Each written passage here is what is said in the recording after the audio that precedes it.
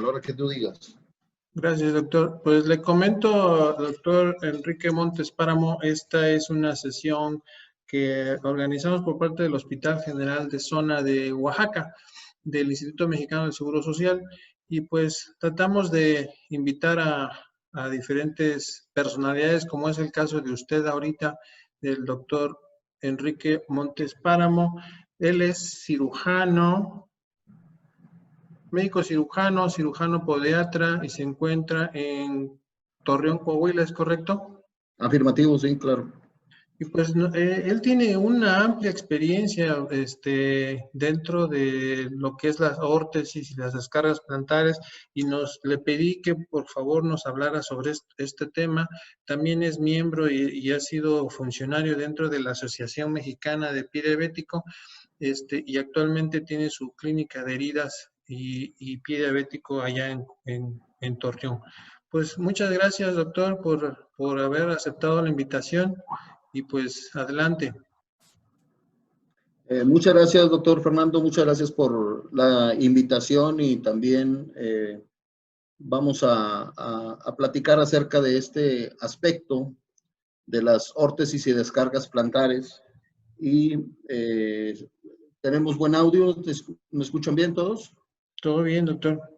Perfecto. Muy bien, pues para hacer un poquito de preámbulo en cuanto a qué es lo que pasa con la situación de las úlceras y las callosidades y aquellas lesiones que se dan en la planta del pie o en los dedos o incluso en el talón.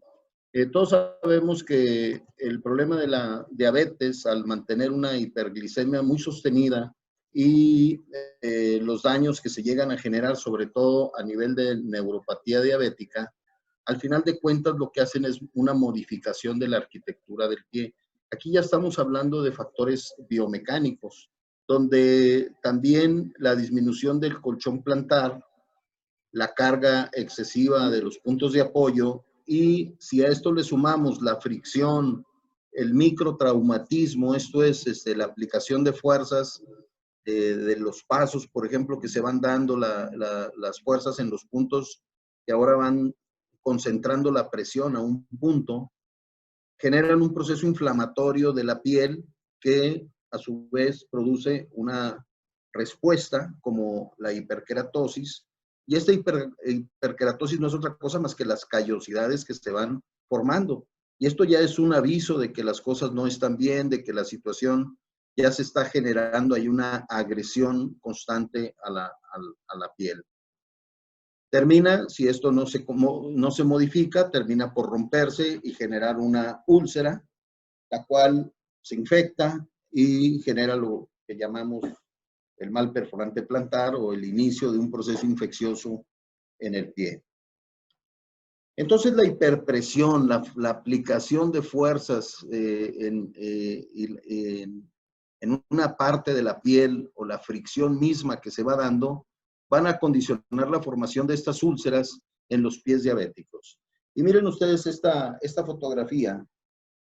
Esta pequeña herida, así como ustedes la ven, y que en muchos lugares las tratan con medicamentos antihongos porque se considera o se cree que puede ser un hongo. La verdad es que nada más es una fricción constante que se da con una callosidad y de posterior ulceración de la piel, como lo vemos aquí. Pues esta pequeña lesión, como la ven, puede llegar incluso a hacer que se pierda no solamente el dedo, que se pierda el pie, que se pierda la pierna o que se pierda la vida, porque es una puerta de entrada a factores patógenos como las infecciones. Entonces, el objetivo general, ahorita vamos a irnos directamente a lo que es el tipo o las herramientas que tenemos para modificar este tipo de situaciones. Y hablando que el objetivo general es modificar los condicionantes patológicos. O sea, en todos estos pacientes no debemos de omitir su control metabólico, el control de la infección, las desbridaciones cuando son necesarias y obviamente las curaciones que son requeridas para todos los pacientes. Pero también debemos de cuidar y de modificar los factores agresivos, eliminarlos o minimizarlos lo más que se pueda, los factores agresivos. ¿Y cuáles son esos factores agresivos? Pues son los puntos de fricción o de hiperpresión, que pueden estar condicionados por el tipo de calzado, por plantillas, por órtesis, por separadores, etcétera, que al aplicarnos puedan disminuir esos factores agresivos. Entonces, pues, además del control metabólico, además del manejo de la úlcera, además del manejo de la infección, la descarga de presión es una de las más importantes medidas que necesitamos hacer en el tratamiento de las úlceras del paciente con diabetes. Miren, y es que muchas veces hacemos una excelente debridación, utilizamos antibióticos, medicamentos, etcétera, de alta generación, y podemos controlar la infección, podemos generar, detener el proceso de infección, hacer una buena debridación, etcétera, pero luego a veces hasta ahí nos quedamos y cuando el paciente vuelve a deambular, cuando vuelve a caminar, vuelve a haber nuevas lesiones y el proceso se repite. Y esto es lo que debemos de considerar. Entonces, considerar los factores predisponentes que se dan, por ejemplo, en este caso que lo estoy señalando, una agresión misma por la uña, como se ve aquí en este área, una uña que va creciendo y está haciendo lesiones en el pie. Tomen en cuenta que estamos hablando de pacientes diabéticos, pacientes que tienen un proceso de neuropatía y por lo tanto una sensibilidad disminuida. Entonces los factores patológicos, además agregados a esto, es la isquemia, la hipoperfusión tisular dada por la isquemia y la neuropatía que hace las deformidades, los dedos en garra, los salus rígidos, el pie charcot, el pie cabo, etcétera, y con ellos la pérdida también de colchón plantar que hace que se expongan más las zonas de presión. Los agentes condicionantes, pues es también el peso, el índice de masa corporal, y también debemos de considerar que junto con esta neuropatía existen también problemas musculares, donde puede estar limitada incluso la flexión articular. El considerar también el tiempo de apoyo y la actividad, tanto en reposo o si es un paciente sedentario, ¿no? Todos esos factores debemos de considerar. Y esta reflexión que yo pongo aquí es muy importante en el sentido de que, ¿qué está pasando realmente con el paciente? ¿Por qué dura mucho tiempo con las úlceras? ¿Cuál es la razón por la cual no cicatriza? Y obviamente lo decimos, bueno, es que no cicatriza porque es diabético, pero la mecánica que está sufriendo la agresión constante es una de las causas más importantes y muchas veces no solo a que sus factores de cicatrización estén alterados, sino que también hay que considerar que mientras ese paciente siga pisando o no se modifiquen los puntos de presión, la situación es que va a seguirse teniendo una agresión. Y es entonces aquí, por ejemplo, en este caso que les presento, de un paciente con una úlcera plantar que ya llevaba aproximadamente un año, refiere el paciente, oiga, yo me curo todos los días, me aseo, no me meto a la alberca, busco la manera de cuidarme, y así duró un año, pero con su úlcera abierta. ¿Hasta qué? Hasta que llegó un proceso infeccioso y en unos pocos días tenemos ya una infección importante que amenaza no solamente el pie o la pierna, sino que puede llegar a amenazarle su vida. Entonces, pues, debemos de considerar que también este recurso terapéutico, este recurso de descargar la presión, debemos de evaluarla para considerar si a este paciente le vamos a poner una descarga o definitivamente tenemos que tener un reposo absoluto. En el caso de reposo absoluto, pues cuando tenemos fracturas muy importantes, no podemos ponerle ninguna descarga. El paciente tiene que estar en reposo, ese pie completamente en reposo.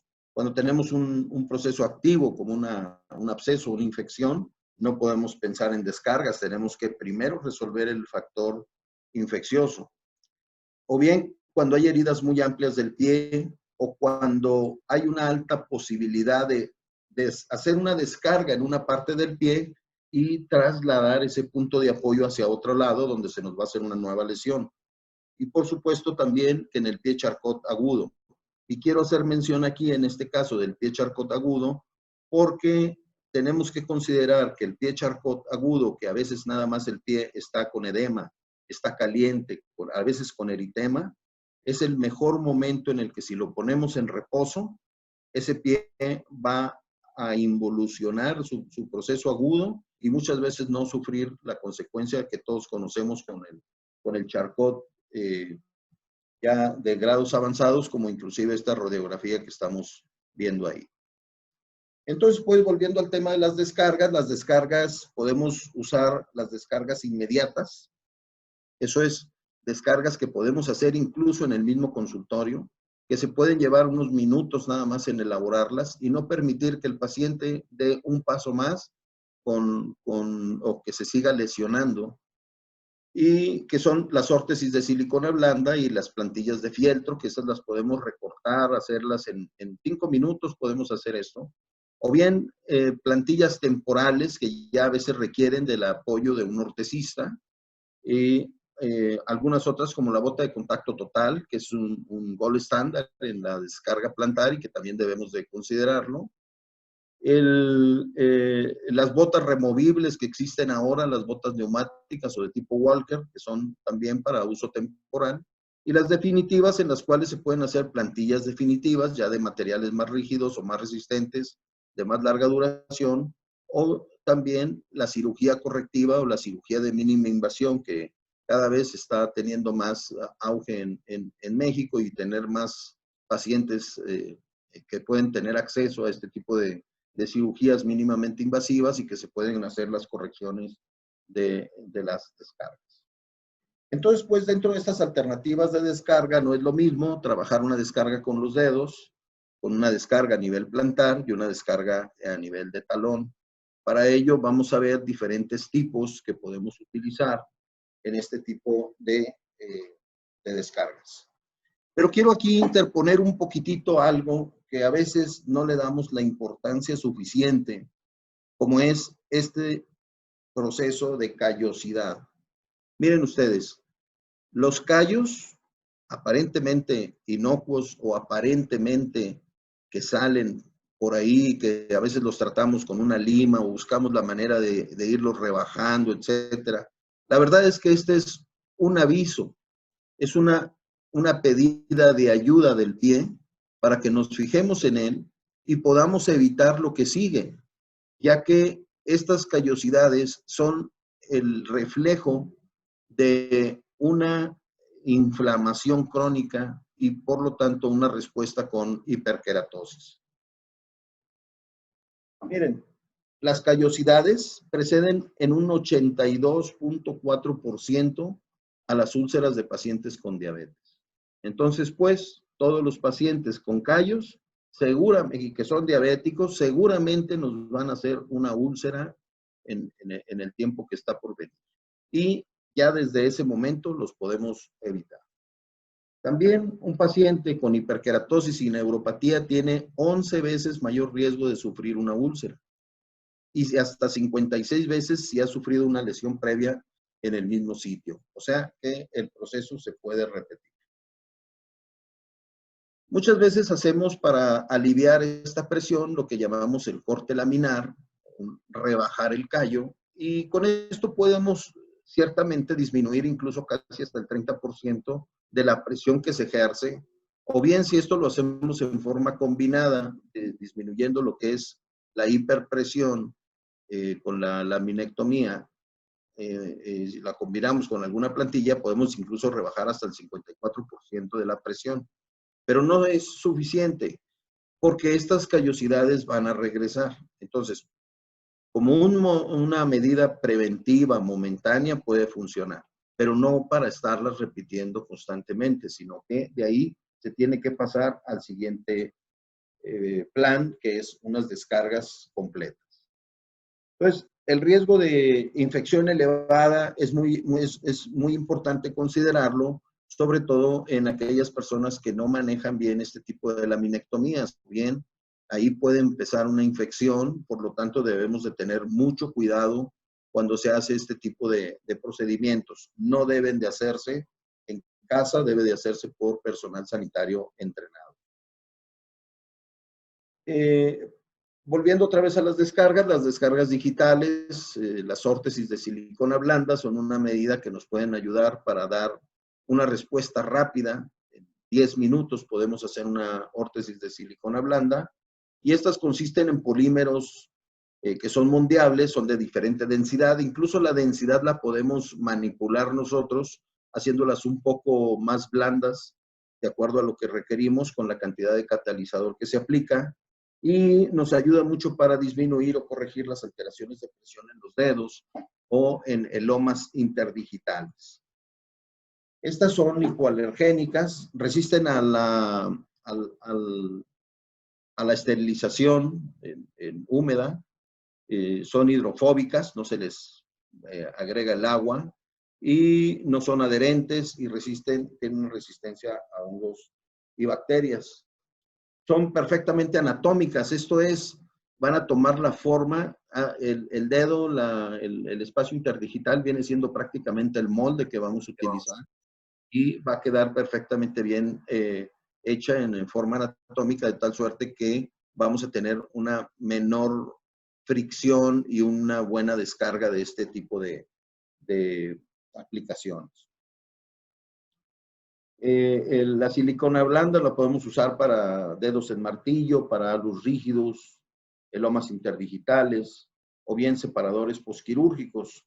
Su nivel de evidencia es el 2B3 y una recomendación B. Ciertamente que los compañeros cirujanos o podiatras o cirujanos traumatólogos que nos acompañan seguramente están viendo ya este pie con una alta posibilidad de decir, bueno, existen otras medidas para arreglar este pie. Y por supuesto que si es un pie candidato, seguramente que sí. Y como les comentaba, con la cirugía de mínima invasión podemos ayudarle muchísimo a este pie con esta patología que tiene. Sin embargo, estas medidas de las que yo estoy hablando son las medidas que se van a tomar en forma inmediata en el inter de que este paciente le podemos ofrecer algo más, ya que no todos los pacientes van a poder aceptar o van a tener la capacidad o la disponibilidad de hacerse una cirugía en un corto tiempo. Pero al final de cuentas, este paciente no lo podemos permitir que siga lesionándose. Aquí tenemos algunos ejemplos de estas descargas interdigitales con silicona blanda. Es una manera muy fácil de preparar, muy rápida. Se toma una porción de la silicona en bruto, se le agrega un catalizador, más o menos para esta cantidad, aproximadamente unas 12, 15 gotas. Se hace una mezcla bien homogénea del proceso y en ese momento empieza el proceso de endurecimiento a que fragüe. Nos da un perfecto tiempo para hacer el moldeo y ya una vez que fragua ya se queda en esa posición y podemos posteriormente manipularlo un poco, si hay que hacer algunos recortes, etcétera, se pueden hacer perfectamente. Y aquí tenemos algunos ejemplos. Miren ustedes el origen de este proceso patológico. Aquí tenemos una callosidad, posteriormente una úlcera de este segundo dedo, como aquí al momento de aplicar la carga, al momento de aplicar la presión del pie, incluso todavía ni siquiera iniciaba la fase de despegue y ya teníamos en el dedo una presión exagerada, una presión excesiva en esta parte. Una vez que le hacemos su órtesis de silicona, una vez que el paciente se le pide que apoye, fíjense ustedes cómo aquí ya esta parte que es la lesión queda perfectamente bien separada del punto de apoyo y por lo tanto su recuperación viene siendo más rápida, puesto que el factor agresivo ya se ha eliminado. También podemos usarlas para aplicaciones de tipo paliativo, corrección de las zonas de fricción, en las zonas donde hay elomas, donde hay hiperkeratosis. También las podemos utilizar como correctivas y de hecho incluso como sustitutivas, como es aquí en este caso. Aquí este paciente ya tenemos que perdió su segundo dedo y entonces tenemos una acentuación del alus valgus porque ya no está el otro dedo, entonces tiene una facilitación a hacer más valgo. Y aquí tenemos una rotación y una dirección en varo del tercer dedo porque también ya tenemos ausencia de esta área y colocando una órtesis de silicona perfectamente bien, ocupa ese espacio y ayudamos a que el proceso no se avance con la misma rapidez que si no lo tuviera. Aquí están algunos de los ejemplos de cómo se hace la presión. Bueno, otros ejemplos de las aplicaciones de las órtesis de silicona blanda. Y esta fotografía quiero que la analicemos desde un punto de vista. En este paciente ya se había perdido parte del segundo dedo por una situación similar. La carga se traslada de este punto, se traslada acá, y ahora ya tenemos una lesión en esta área, ¿sí? Entonces, una vez que hacemos esta cirugía, ayudamos a que se corrija, incluso se cicatriza, etcétera. Si no hacemos una aplicación o una distribución adecuada de las cargas, simplemente la carga se va a pasar a otra área y vamos a tener otro problema y ahí se repite la historia con las consecuencias que vemos. Aquí tenemos otra de las medidas también, un dedo con rigidez articular que ha tenido fricción entre dedos. El paciente al apoyar, al caminar, hace este tipo de fricción y por lo tanto se hace esta úlcera. Y aquí tenemos el separador.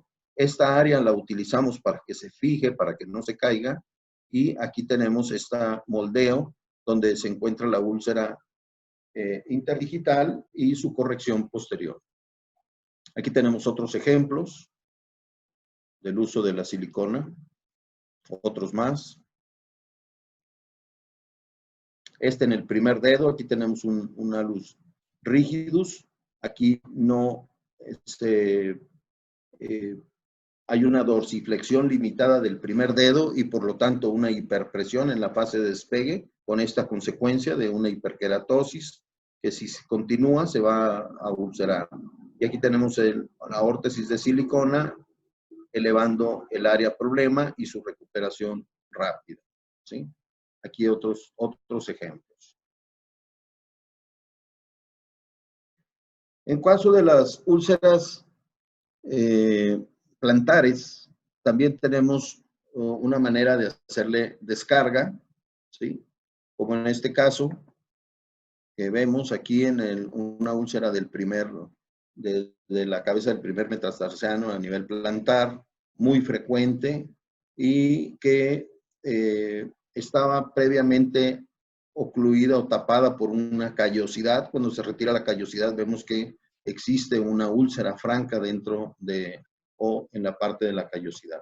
Esta es la frecuencia en la que se aprecian las úlceras plantares. Si ustedes se fijan, entre el primero y el segundo cabeza de metatarsianos existen casi más del 62% de las úlceras. Un 12% a nivel del quinto, 4% del primero, 8% del talón, y esta 4% que desde en el medio pie, que corresponde muy generalmente a pacientes con Charcot. Esa es la razón por la cual se hace. Hay en la fase de despegue, hay un aumento de la presión en esta parte, hay un desplazamiento de esta área hacia el momento del apoyo y la presión excesiva.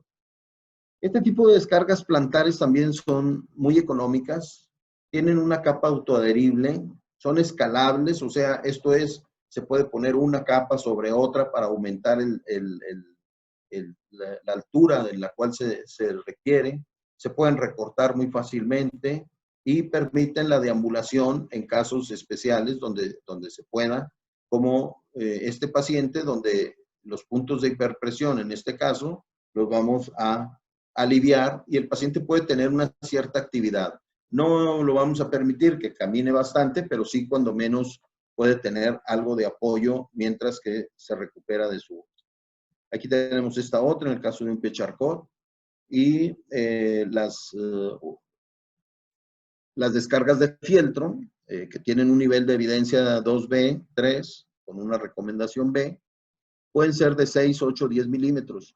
En nuestra experiencia, la de 6, que de hecho 6.8 milímetros de espesor, es la más práctica, ya que al escalarla, al poner una sobre otra, generalmente nos da lo suficiente altura para poder tener una descarga satisfactoria. Son de fieltro compactado de alta resistencia, tienen, como les comentaba, una capa autoadherible y se pueden poner las capas que se deseen. Vean ustedes aquí este paciente, y esta fotografía la escogí porque además de la úlcera que tiene aquí en el talón, también tenemos una mancha, ¿sí? Una mácula en esta parte, que nos habla de que este paciente, para tratar de aliviar la presión cuando pisaba, simplemente lo que hizo fue trasladar la presión en esta otra área y ya se empezaba a lesionar. A este paciente le pusimos una descarga de este tipo, pero también le pedimos que limitara la movilidad lo más posible hasta que tuviéramos una recuperación total. Las plantillas de tipo fieltro pueden llegar a reducir hasta el 30% de la presión plantar y un 47% si se hace de manera integral. Esto es combinado con un calzado o con una bota de descarga.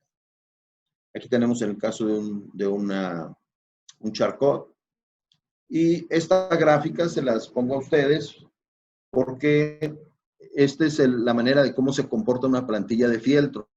Una vez que se coloca, más o menos de una presión ejercida de 300 kilopascales en la planta del pie, una vez que se coloca podemos llevar hasta casi 100 o un poco menos de 100 kilopascales la presión, o sea, tenemos un alivio muy importante, pero también tenemos que considerar que a esta plantilla se va a ir compactando gradualmente y poco a poco, después de varios días, se va a ir perdiendo la eficacia hasta que, por último, después de unos 8 días, 10 días, dependiendo del peso de la persona, del uso que se le dé, podemos empezar a perder ya una eficacia total. Por lo tanto, no son plantillas definitivas, son plantillas que vamos a tener que estar cambiando mientras que se cicatriza la úlcera o mientras este paciente es llevado a otro tipo de terapia o de resolución a su problema de presión. Aquí tenemos otros ejemplos de cómo se ponen. Generalmente nosotros usamos un recorte no en dona, no en círculo, sino en forma de U para evitar lo que se llama el edema de ventana. ¿Sí? Aquí tenemos otro ejemplo de cómo la colocamos. Hacemos primero un recorte con una curvatura retrometatarsal. Vean ustedes aquí este recorte que está atrás de la cabeza de los metatarsianos. Esto nos ayuda a elevar la cabeza de los metatarsianos y un recorte de lo que es el área de la úlcera. En una segunda capa, la metemos en forma más completa o incluso hasta los dedos, según se requiera, hasta que se cubra por completo. Aquí en este paciente tenemos dos patologías. Tenemos la úlcera aquí plantar, pero también tenemos este alus rigidus, que una vez que aliviemos la presión aquí, tenemos que cuidar que este dedo simplemente no nos empiece a hacer hiperpresión y nos genere otra úlcera en esta parte. Entonces, tenemos aquí un recorte retrometatarsal para elevar la cabeza del metatarsiano y un recorte en la punta del primer dedo para que aliviemos la presión que se pueda generar en esta parte. Y como les comentaba, este recorte en forma de herradura, en forma de U, en lugar de una rueda, que nos ayuda a evitar el edema de ventana. Aquí tenemos otro ejemplo. Es tan sencillo como recortar de acuerdo a la forma de la plantilla del zapato que se va a ocupar. ¿Sí? Y en el caso necesario, elevarlo. Si con uno no es suficiente, aquí como en este caso tenemos dos capas para que quede libre de presión el primer dedo. Aquí tenemos otro ejemplo de ellas. ¿Sí? Como a veces nada más usando la descarga, el proceso de cicatrización se va dando.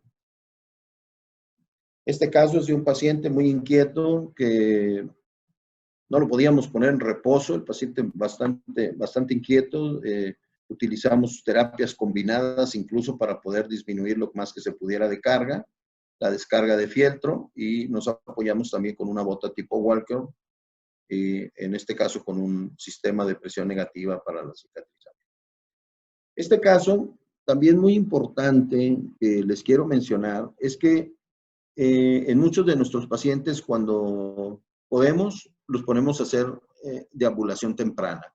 Y todos podríamos pensar que este paciente, que ya tiene una amputación previa, tendrá que esperar a que se cicatrice completamente para ponerlo a caminar. Si nosotros lo ponemos a caminar sin una descarga, vamos a tener sufrimiento de esta parte, maceración de esta parte, porque la piel no está y por lo tanto la lesión de esta área va a ser mayor y vamos a tener un problema con nuestra cicatrización en este nivel.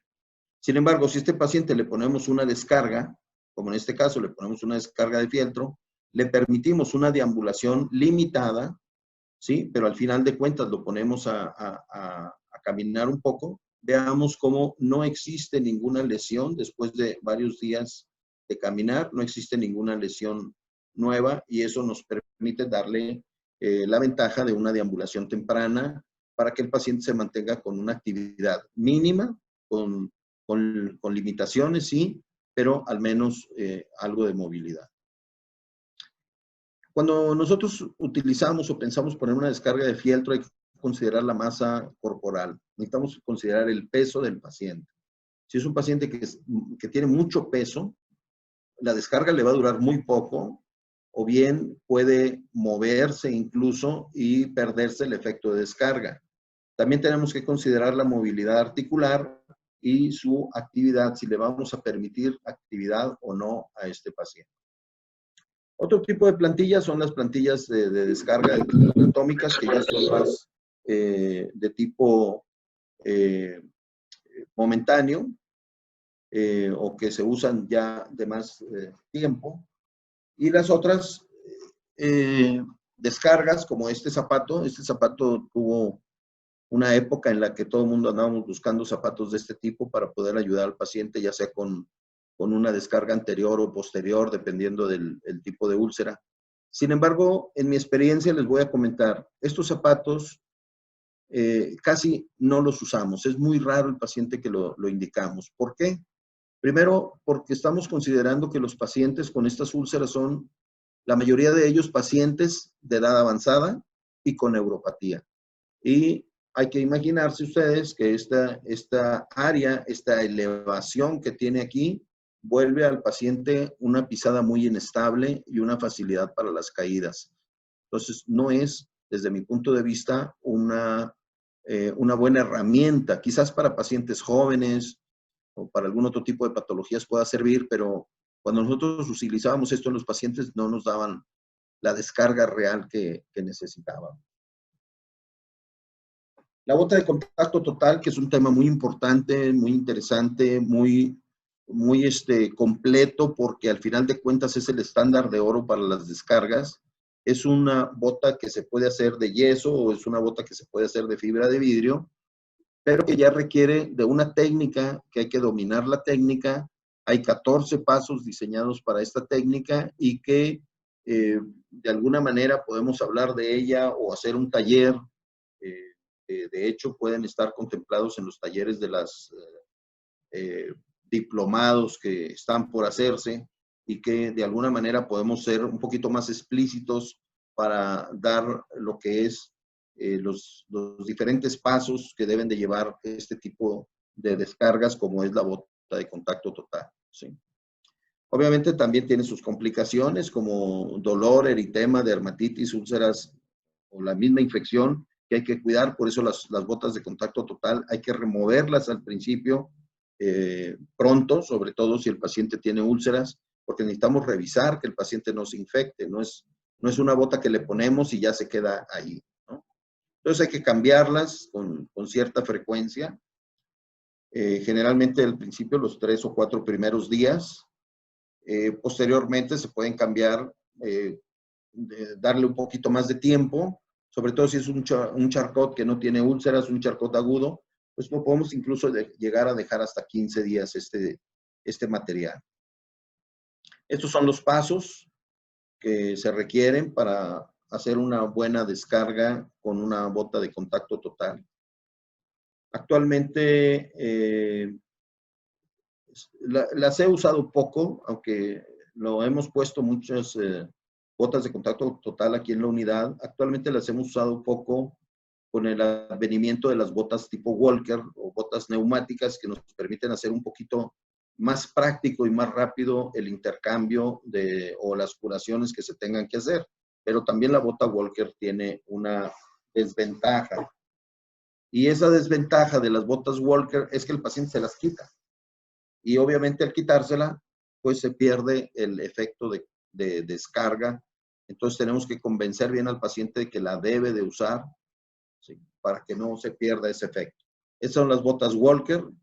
Hay que tener también mucho cuidado que no todas las botas neumáticas tienen el efecto de descarga. Muchas de ellas están diseñadas nada más para alinear el pie y el tobillo para casos de fracturas, esguinces, etcétera. Lo que tenemos que tener cuidado cuando usamos una bota de descarga es que realmente la descarga, el peso, se haga aquí a nivel del chamorro, a nivel de la pierna. Aquí es donde se sostiene al inflar estas cámaras neumáticas. Aquí es donde se sostiene el peso y del tobillo hacia abajo prácticamente el peso se ha reducido en un 80%. Entonces, pues la mayoría de las úlceras plantares neuropáticas que evolucionan mal o reinciden es porque no le hemos hecho una descarga. Entonces tenemos que ver que el paciente, una vez que se ha curado de la infección, incluso una vez que ha cicatrizado la herida, no es un paciente que se da de alta. Es un paciente que debemos de vigilar su biomecánica, que ha sido alterada por el problema que tiene, y tenemos que ser muy atentos a evitar que se hagan las reulceraciones. Entonces, pues, en resumen, hablando de estas dos áreas de las alteraciones de dedos y las alteraciones de la planta, debemos de considerar que tanto para estos procesos como úlceras, callos, celomas, etcétera, tenemos medidas provisionales inmediatas como las órtesis de silicona, las plantillas de fieltro, las botas Walker, etcétera. Y para el caso del talón, los elevadores de talón, del cual, si tenemos tiempo, vamos a hablar unos 10 minutitos más acerca de las úlceras de talón. O bien las medidas definitivas como son las de la cirugía de mínima invasión. Entonces, voy a cambiar la presentación. No sé si van preparando por ahí las preguntas acerca. No hay preguntas todavía, doctor, y estamos en muy buen tiempo. Ahí les agradecería, nada más les pasé un link para que se vayan registrando, por favor, en lo que cambia el doctor la presentación. Adelante, doctor. Muy bien, bueno, pues continuamos. Y bueno, yo quise poner las úlceras de talón aparte, porque simple y sencillamente son un reto aparte. ¿Quiénes de nosotros que nos dedicamos a pie diabético, que nos dedicamos al manejo de heridas, que nos dedicamos a las úlceras, no ha tenido una úlcera de talón y que son a veces un verdadero dolor de cabeza? Quiero comentarles que no por nada, en la clasificación que en nuestra clínica utilizamos, que es la clasificación de San Elián, no por nada su autor le pone 3 puntos, nada más con el simple hecho de que la lesión esté en el retropié. Con eso simplemente le pone 3 puntos en sus niveles de llevar la contabilidad de la gravedad de la situación. Y es porque las úlceras de talón son y se comportan diferente incluso que las úlceras plantares y las úlceras digitales. Y miren ustedes, la frecuencia. Se considera en Perdón, un estudio. doctor. ¿Sí? Cambió de presentación porque no la veo. Sí. Nos detenemos. Está detenida en la anterior, doctor. En la anterior, bueno, sí la cambié. ¿Qué hacemos? Creo que debe de cerrar la anterior. A ver, vamos a ver.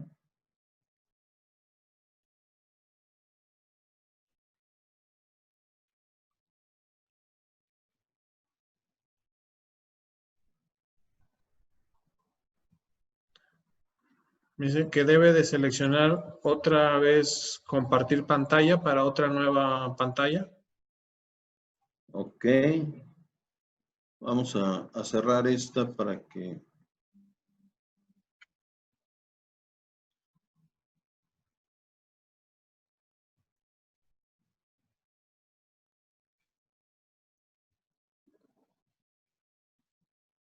Ya, ahora vuelva a compartir pantalla.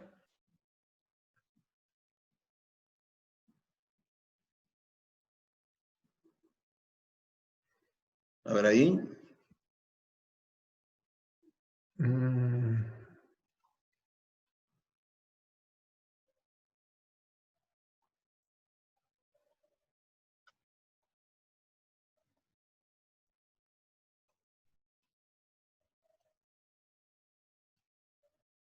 No.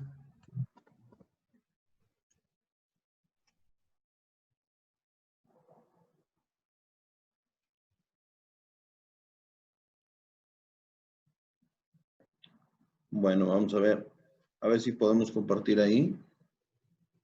Dice que tengo deshabilitada la Sí, la función y herramienta. Ajá.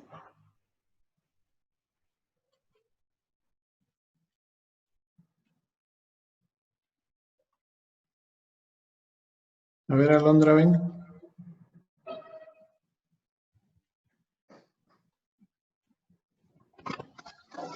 Es que no puedo dejarlo como anfitrión.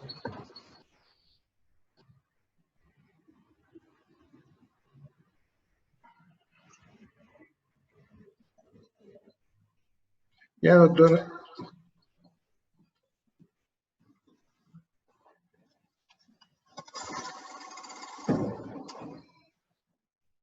A ver, vuelva a compartir su pantalla, doctor. Sí.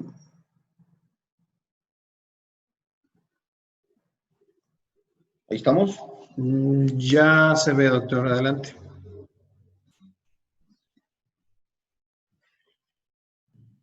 Muy bien. Bueno, les hablaba yo de las úlceras de talón. Estábamos con respecto a la frecuencia en la que aparecen las úlceras de talón, al menos lo que se tiene registrado.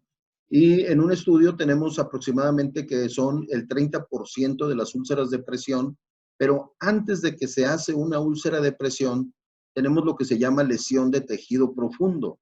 Esto es una lesión en la cual, o una lesión no ulcerosa, una lesión en la cual la piel puede quedar incluso intacta, pero que dentro del tejido que se tiene, en este caso entre dos puntos de presión, como es el calcáneo y la área de reposo, se ha comprimido, ha estado isquémica por la presión que ha ejercido y por lo tanto ha tenido una lesión.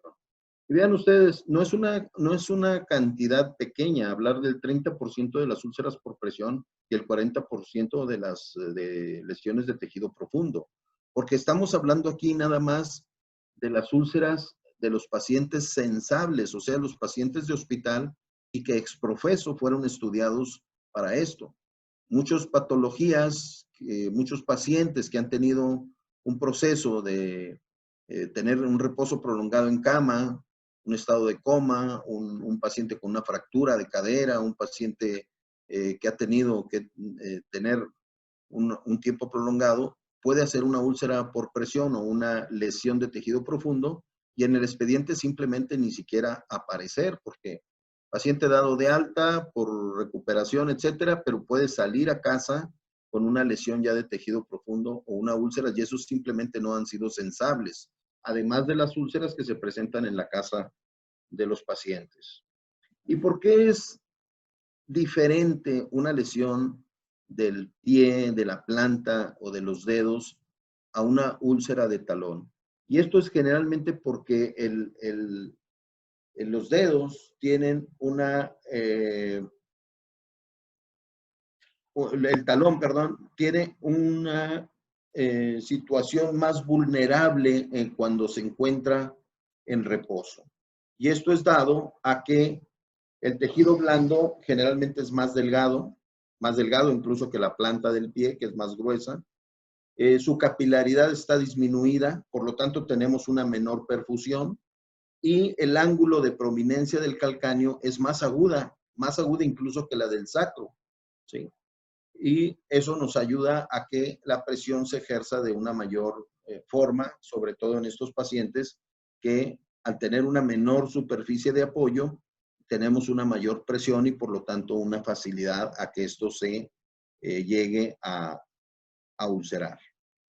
El angiosoma, generalmente dado por la arteria calcánea, rama de la peronea, es el área donde tiene responsabilidad de la irrigación de esta zona, que es donde generalmente se hace la mayoría de las úlceras de talón.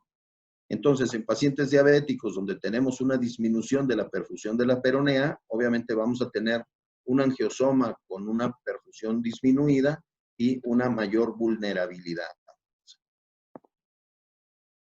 Y las lesiones de tejido profundo, como les comentaba, las lesiones de tejido profundo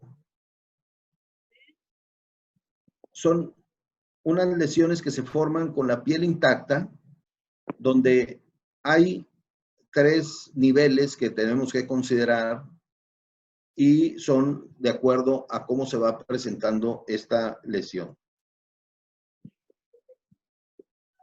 Cuando nosotros vemos una lesión roja o un eritema, encontramos un proceso inflamatorio, pero ya tenemos hipoxia subcutánea, aunque la piel se encuentre intacta. Cuando el color es púrpura, como esta parte de aquí, o incluso esta otra que se encuentra ya de color púrpura, ya tenemos una franca lesión de tejido profundo con isquemia o zonas incluso con infarto. Y cuando tenemos una zona negra, ya tenemos una necrosis, donde ya hay propiamente muerte tisular, que va a formar posteriormente la escara. Esta es la mecánica de cómo se forma una úlcera por presión en talón. Miren, esta parte prominente del calcáneo haciendo presión sobre el área de reposo. Y es que el paciente, cuando se pone a reposar, cuando descansa, cuando se duerme o cuando está en coma, hay una ligera rotación externa del pie, haciendo que este punto de apoyo se haga mucho más importante y por lo tanto se haga la úlcera de presión. Esta es una forma en la que podemos evitar que este pie se ulcere. ¿Cuáles son los factores de riesgo? Tenemos una situación de un paciente desnutrido, un paciente de edad avanzada, un paciente isquémico con un índice tobillo-brazo menor de 0.8, un paciente con neuropatía también, con edema, con inmovilidad, que ha tenido cirugías mayores como en el caso de las fracturas de rodilla, fracturas de cadera que no se pueden mover, ¿sí? Paciente obeso, paciente con deshidratación, o bien pacientes incluso que tienen un riesgo elevado, como son aquellos que tienen una escala de Braden menor de 14. ¿Qué es la escala de Braden? Aquí les pongo los puntos de lo que es una escala de Braden, que es fácil de llevar y podemos detectar aquellos pacientes que tienen una mayor probabilidad de tener úlceras. No solamente esta escala es para las úlceras de talón, sino también para cualquier tipo de úlcera por presión. Existen muchas otras escalas, yo uso esta por lo práctico y por lo rápido que lo podemos determinar. Mide la percepción sensorial, la humedad, la actividad, la movilidad, la nutrición y la fricción, y de acuerdo a su puntaje vamos a determinar si este paciente tiene bajo o alto riesgo de tener úlceras por presión. Obviamente, aquellos pacientes que tienen aumentado su riesgo, pues debemos de tener alteraciones. Esta fotografía la quise poner aquí porque miren ustedes, no toda la lesión tiene el mismo origen. Y como lo ven aquí, este paciente tuvo una lesión inicial en esta parte. Posteriormente se extendió un poco más grande por el que no se corrigió el punto de apoyo. Este paciente se infecta, se tiene que hacer una debridación y por lo tanto se extiende el área de problema. Y miren ustedes aquí, existe una nueva lesión por apoyo. Sigue el paciente sin recibir una descarga de talón, una resolución al problema original y por lo tanto ya vemos una nueva lesión.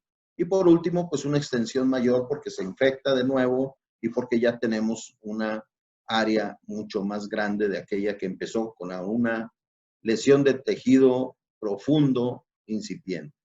Aquí tenemos el mismo paciente una vez que se ha hecho la desbridación y se ha colocado un soporte talar para evitar el apoyo y empieza a granular. Esta es una de las férulas que utilizamos nosotros, se pueden usar desde luego almohadillas, donas, bolsas de agua, granos. Sin embargo, tenemos una desventaja. Cuando nada más ponemos una almohadilla o bien elevamos una parte del talón en una toalla enrollada, etcétera, he visto varios tipos, una bolsa de granos, una bolsa de solución. Lo único que estamos haciendo aquí es, sí, aliviar la presión del talón, pero muchas veces lo que hacemos es trasladar la presión a otra área. Y entonces podemos hacer una úlcera en otro punto. La recomendación es que pacientes que tienen una inmovilidad menor o que se piensa que van a tener una inmovilidad menor a 48 horas, podemos utilizar almohadillas, podemos utilizar parches, podemos utilizar calcetas con protección talar, porque al final de cuentas es una inmovilidad corta. Pero en aquellos pacientes donde pensamos que su inmovilidad va a durar más de 48 horas, tenemos que darles una protección total al talón. Existen varios dispositivos, como estos que aparecen aquí. Aquí en la región lagunera, que es una zona de mucho calor seco, no nos ha servido esta porque el paciente al final de cuentas se humedece mucho el pie. Esta otra que nos dio mejor resultado posteriormente, sin embargo, su falta de fijación en pacientes que tenían movilidad, aunque fuera limitada, terminaban con la bota fuera de posición y además tenían una gran desventaja. Estas tienen un soporte aquí de plástico que el paciente, si llegaba a cruzar un poco su pierna con la otra, se lesionaba la otra pierna. Este es otro dispositivo, elevador de talón también, que tiene una fijación tanto a nivel de la pierna como del pie, y que es la que nos ha dado mucho más resultado para poder tener una elevación adecuada. Entonces, elevan completamente el talón. El paciente puede tener incluso una movilidad limitada, puede moverse y no se le sale la bota, se amanece con ella puesta. Tiene unos sujetadores en la parte plantar que nos ayudan a abrirla o cerrarla dependiendo de si el paciente incluso tiene edema o tiene un vendaje, etcétera, para que se pueda acoplar perfectamente bien a pies pequeños y grandes. Aquí también tenemos otros de los ejemplos de este sistema de elevación de talón. Aquí vemos cómo el área de la úlcera queda completamente libre de apoyo. ¿Sí? En este caso de este paciente que ya había perdido la extremidad contralateral, esta era la tercera curación que le hacían con desbridación y sin embargo se volvía a necrosar. Entonces, este paciente se hace la nueva desbridación, se le coloca una férula blanda de soporte talar, como la que ven ustedes aquí. Esta foto no es del mismo paciente. El paciente ya había perdido la otra extremidad. Este es de ejemplo nada más, hasta lograr su cicatrización total.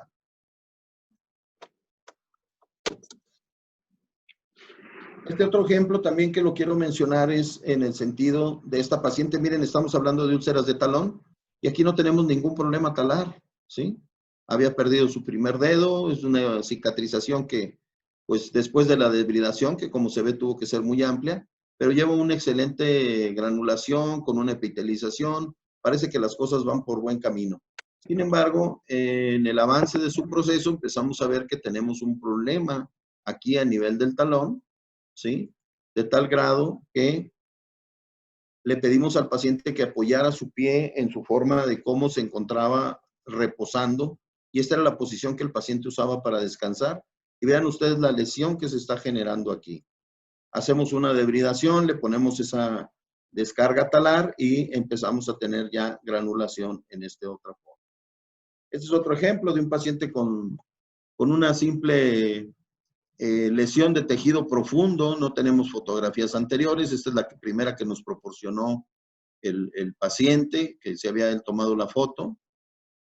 Ya aquí ya tenemos ya propiamente una úlcera, pero él nos comentaba, empezó con una manchita roja que fue cambiando de color. Se tuvo que hacer una desbridación completa. Ya después hay una evolución posterior a esta con infección y ya llega el paciente y hacemos una debridación.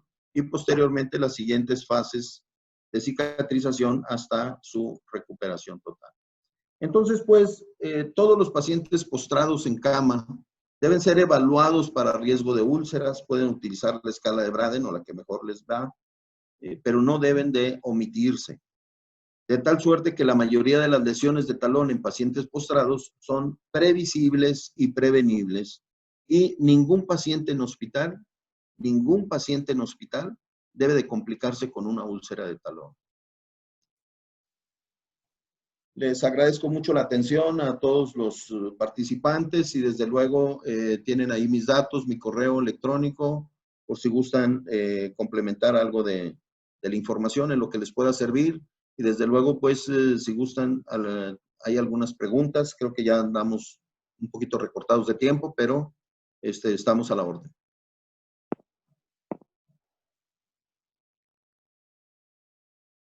Micrófono, doctor Torres. Abre tu micrófono. Así, ¿no? No. Estoy revisando las preguntas. Bueno, información sobre los cursos y diplomados. Gustan mandar sus datos, nombre completo, correo y teléfono, y les mandamos información sobre los cursos. Tenemos un proyecto con el doctor Montes para hacer un diplomado de podología. Iba a ser aquí en Oaxaca, pero nos agarró ahorita la pandemia y pues quién sabe. Es muy probable que lo hagamos en línea. Por ahí está también el doctor José Manuel Ceja, expresidente de Amexipie, que con él también pretendemos hacer el diplomado de pie diabético. Probablemente sea aquí en Oaxaca, en el ISSSTE. Y esos son de los comentarios. Quizá también pudieran, los que gusten información de dónde enviarle los datos para adquirir ese tipo de botas, doctor. No sé si gusta, se los enviamos porque usted tiene la posibilidad de darles información a dónde conseguirlos.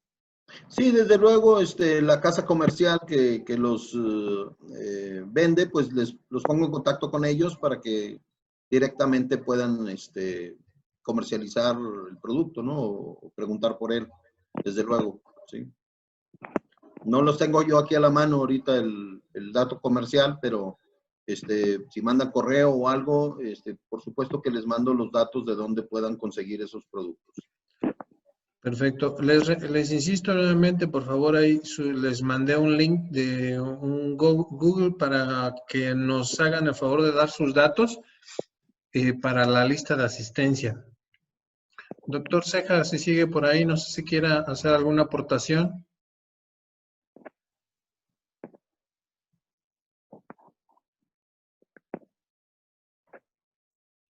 Creo que ya no está Ceja.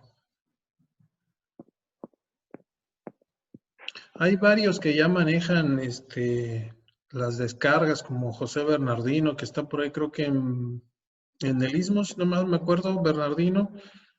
No sé si alguien más, ahí tenemos traumatólogos en el foro, alguien que quiera hacer alguna aportación o alguna duda que les haya quedado. Bueno, yo quisiera hacer un comentario, doctor, no sé si esté en lo correcto, que aparte de hacer una valoración de Braden para evaluar nuestro riesgo de úlcera por presión, también tendremos que valorar lo que es la función arterial, ¿no? Los pulsos, índice tobillo-brazo, para ver qué tan confiable o qué tan posible es hacerle una desviación a ese pie, a ese talón, ¿es correcto? Sí, definitivamente. Nos concretamos un poquito a hablar de las úlceras y más que todo de las descargas, pero antes de todo eso hay que hacer una evaluación completa del pie.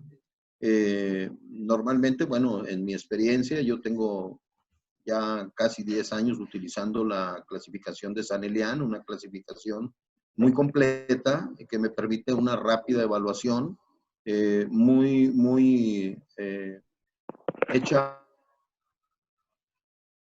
de la principal patología que está llevando ese pie, donde se ven esos aspectos, los factores agravantes como es el edema, como es la isquemia, como estás mencionando, la neuropatía y desde luego el procesos infecciosos, y con ello poder llevar a cabo en estos pacientes, como tú dices, un tamizaje de lo que viene siendo el integral del pie y saber aquellos que pueden o no deben de recibir una cirugía incluso, o bien los riesgos que podemos tener al mismo, ¿verdad? Obviamente cuando tenemos un absceso, pues el absceso hay que debridarlo, pero también una evaluación del pie, ya sea inicial con simplemente palpar los pulsos, o bien hacer un índice tobillo-brazo, o bien si tenemos ya al alcance algunas otras medidas como ultrasonido diagnóstico, pues obviamente que es importante llevarlo a cabo todo, ¿no? Ahora con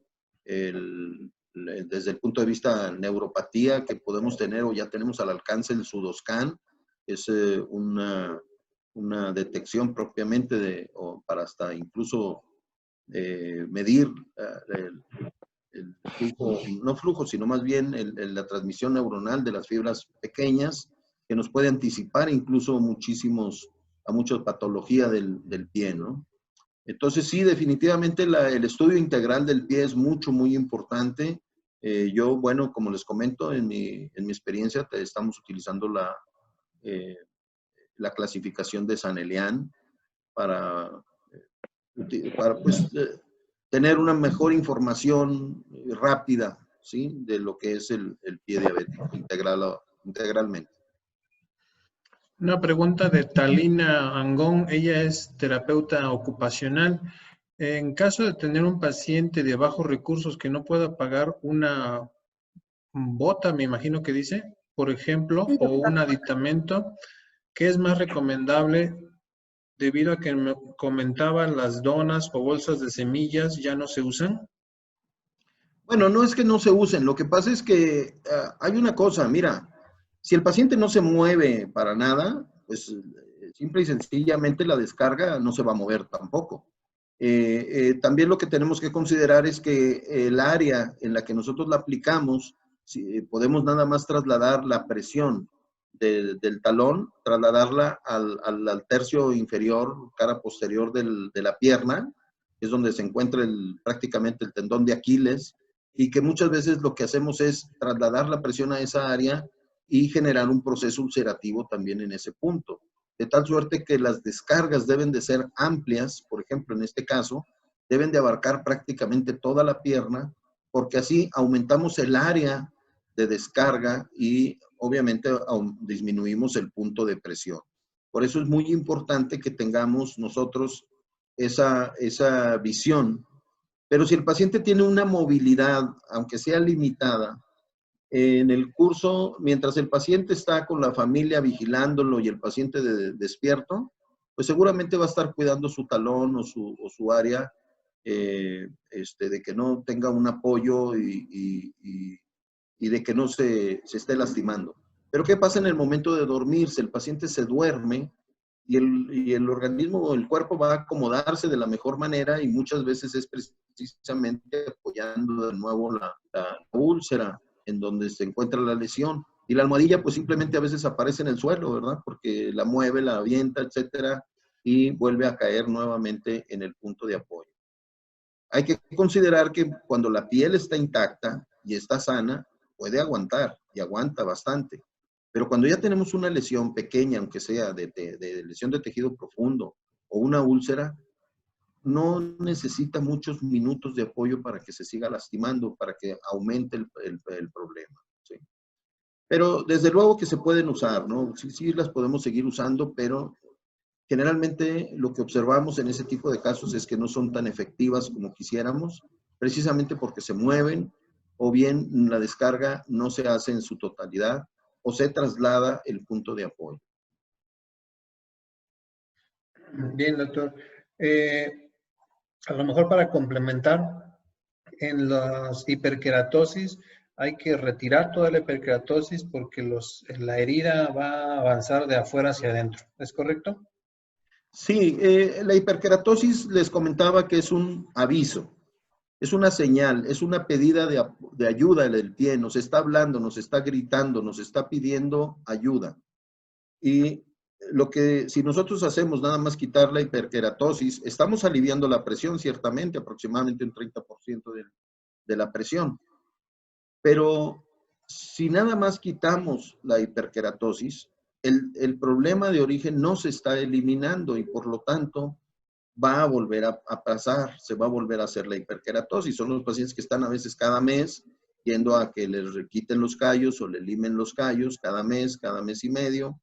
Y al final de cuentas, uno de estos días se va a fracturar el callo, se va a infectar o va a haber una úlcera y ahí empieza otra historia, ¿no? Entonces, a lo que yo me quiero referir con esta hiperkeratosis, con esta laminectomía, es que no dejemos de pensar que es un aviso y que seguramente ese paciente se va a ulcerar. De tal suerte que un callo en un paciente diabético nos está gritando, nos está diciendo, me voy a ulcerar. Y no queremos que luego vengan y nos diga, ya ven, ya me ulceré, ¿verdad?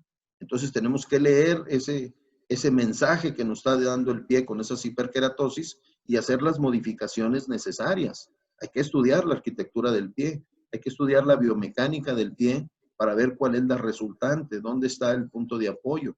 Puede ser que se resuelva nada más con una plantilla, ¿sí? Puede ser.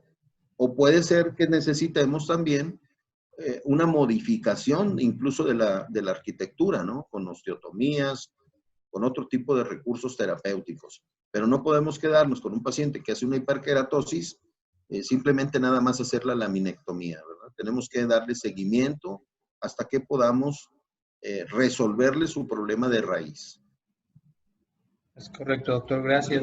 ¿Alguien más quiere hacer alguna pregunta al doctor? Puede abrir su micrófono con confianza, aunque ya nos pasamos de tiempo, pero la verdad es buena onda el doc. Mucha Vamos a sus experiencia. órdenes. Tiene cara de enojón, pero buena onda. No, muy buena onda el doctor. Por favor, aprovechenlo. Bueno, doctor, pues creo que ya no hay otras más preguntas por el momento. Le comparto los correos que nos hayan hecho llegar para los cursos y que se puedan organizar en un futuro, doctor. Ok, perfecto. Pues desde luego encantadísimo de seguir participando. Les agradezco mucho la invitación y desde luego la audiencia. Y pues cualquier duda, cualquier cosa que les podamos apoyar, con todo gusto, estamos para servirles. Doctor Enrique, muchas gracias. Buenas noches. Buenas Hasta noches a luego, buenas todos. noches.